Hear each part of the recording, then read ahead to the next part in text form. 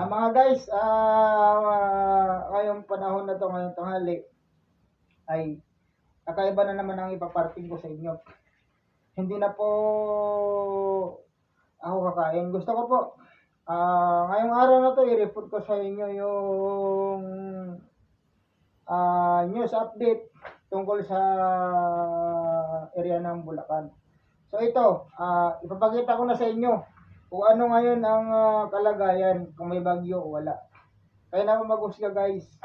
Update report ko ngayon na may bagyo talaga sa area ng Bulacan. So guys, dali lang po.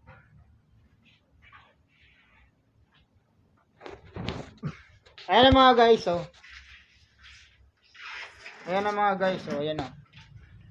So, ayan na po yung gusto kong ipaliwanag. Ayan po. Maula po yung langit. Ayan po. Oh. Wala ka pong makitang walang Oh.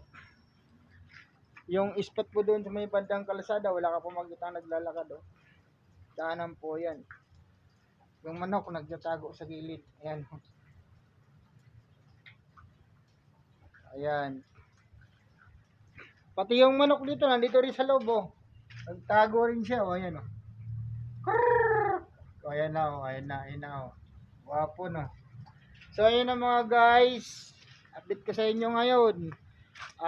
Ibig sabihin nito, may bagyo. May bagyo ngayon dito sa Bulacan. Sabihin yung bagyo ng area ng Bicol, lumabas na. Ngayon, nadaanan nito ngayon Bulacan. Ayan. Ayun, may chicks doon, naglalakad. Ayun, oh. Ayun. So, ito na ang update ngayon. Ayan. So, anong masisin nyo mga guys? Ayan po. Nagbabaha na po yung mga tubig. Sunod-sunod po yung ulan.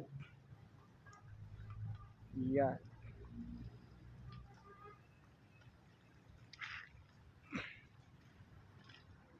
Ayan yung saging, oh. Ayan, oh. Maambon pa ba may bagyo.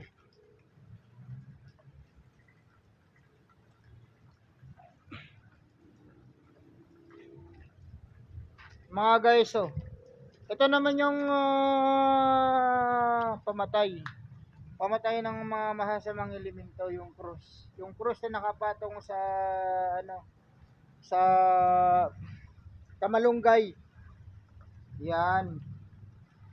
Tagapagtanggol laban sa masasamang elemento yan. So ayan na mga guys, oh.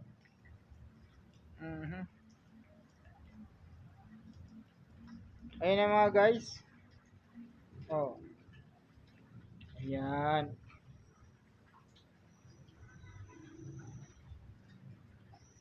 Ayan na mga guys. Pati yung mga tao rito. Hahatukin ko, ha.